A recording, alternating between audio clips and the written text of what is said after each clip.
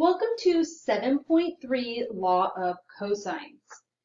Example 3. Solve triangle ABC if side A equals 25.4 centimeters, side B equals 42.8 centimeters, and side C equals 59.3 centimeters.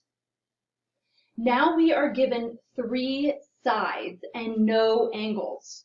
So law of sines will definitely not work because we don't have any angles. So this is where law of cosines comes in. In order to avoid the ambiguous case, we always choose, if we have all three sides given, side is given, we want to choose the largest angle first. And that's just to avoid the ambiguity in using the law of sines later. So in order to do the largest angle, we have to figure out the largest side. In this case, C is the largest side, so we're going to need to find angle C first in this case. If we need the formula to have a cosine of C in it, then we're going to need to have C squared isolated. So C squared equals A squared plus B squared minus 2AB cosine of angle C. Now, whenever we are looking to solve for the angle using the law of cosines, one strategy is first to isolate the cosine of C. I will go ahead and add this term to both sides and subtract C squared from both sides. Therefore, we get 2AB cosine of C equals A squared plus B squared minus C squared. Now, in order to isolate cosine of C, we will divide both sides by 2AB. So now we have cosine of C equals A squared plus B squared minus C squared, all divided by 2AB. Now we are ready to plug in the numbers and solve for C.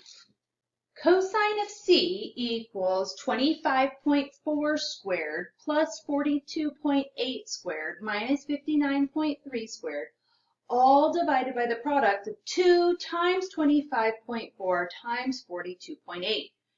If you put this in your calculator all at once, you may need to do parentheses around the top and the bottom, depending on the calculator. So cosine of C is approximately negative 0.478, and so on. In order to find C, we need to do the cosine inverse, and we should have an expectation. Where is the cosine going to be negative? That's going to be in quadrant 2, which means that this is actually going to be an obtuse angle. So C is the cosine inverse of negative 0.478-ish, which gives us approximately 118.6 degrees. Now that we have found one angle and we have all three sides, now we're able to find a second angle. To find A, we will use sine A over A equals sine C over C. Plugging in the numbers, we get sine A over 25.4 equals sine of 118.6 over 59.3. Either cross multiplying and solving, or just simply multiplying both sides by 25.4, sine of A equals 25.4 sine of 118.6 divided by 59.3. Plugging the right-hand side into the calculator gives us approximately 0.376. And to find that angle A, we will do the sine inverse of that value. So A is approximately 22.1 degrees. To find that third angle, B, we simply subtract 180 minus A and C. So B is approximately 39.3 degrees. So now we have solved this entire triangle. So when we are given three sides of a triangle, we first find the largest angle so that we don't run into any ambiguity when switching to the law of sines. The law of cosines has no ambiguity. So you will always get one solution and it will be very clear cut. In this case, if it's an obtuse angle, the law of cosines will give you the obtuse angle. So that's why we want to go after that largest angle first. Once we have one angle, then we're able to move on to the law of sines. And then for the last angle, we just subtract the existing 2 from 180. Practice. If A equals 11 feet, B equals 6 feet, and C equals 9 feet, find angle C to the nearest degree. So again, we are given 3 sides and we're asked to find one angle. Now, if we were asked to solve this entire triangle, we would definitely want to go after angle A first so that we are not risking any ambiguity when we switch to the law of sines. However, we're not going to be using the law of sines because we're only going to find angle C. For that reason, we can go straight to the law of cosines that involves angle C. So I have it written over here. We have C squared equals A squared plus B squared minus 2AB cosine C. Remember, we're going to move this big term to the other side so that it's positive and subtract the C squared over. So we get 2AB cosine C equals A squared plus B squared minus C squared. And now to solve for that cosine of C, we divide both sides by 2AB. So cosine of C equals A squared plus B squared minus C squared all over 2AB. Plugging in the values for A, B, and C, we get cosine of C equals 11 squared plus 6 squared minus 9 squared, all divided by 2 times 11 times 6. Plugging this all into the calculator carefully, we get cosine of C equals 0.57 repeated. In order to find angle C, we do the cosine inverse of that quantity. Rounding to the nearest degree means we will round to the nearest whole number, so C is approximately 55 degrees.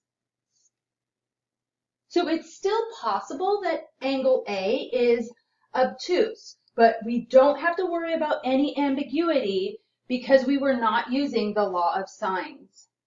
We have one last formula for the area of any triangle, and that's called Heron's formula. In order to apply Heron's formula, you first have to calculate the semi-perimeter. So you add up all the sides and multiply by a half or divide by 2. And the formula for the area is the square root of S times the quantity S minus A times S minus B times S minus C. Example 4. The distance as the crow flies from Chicago to St. Louis is 262 miles. From St. Louis to New Orleans is 599 miles. And from New Orleans to Chicago is 834 miles. What is the area of the triangular region having these 3 cities as vertices? And we can ignore the curvature of the earth. So I had to look up the relative locations for these 3 cities, but I have drawn it up above. So the nice thing about Heron's formula is we are able to calculate the area of a triangle just given the 3 sides. So the first thing we do is we find the semi-perimeter. So 1/2 times the quantity 262 plus 599 plus 834. So the semi-perimeter of this triangle is 847.5. So I like to keep this 847.5 or that semi-perimeter in the calculator and use the answer key to do the area. So we get 847.5 times this quantity, 847.5 minus 262, and then times 847.5 minus 599 times that quantity, 847.5 minus 834. Plugging these values into the calculator, we get approximately 40,800. And since this is area and our distances were all in miles, this will be in square miles. So the area bound by these 3 cities will be approximately 40,800 square miles. I hope you enjoyed this video. See you next time.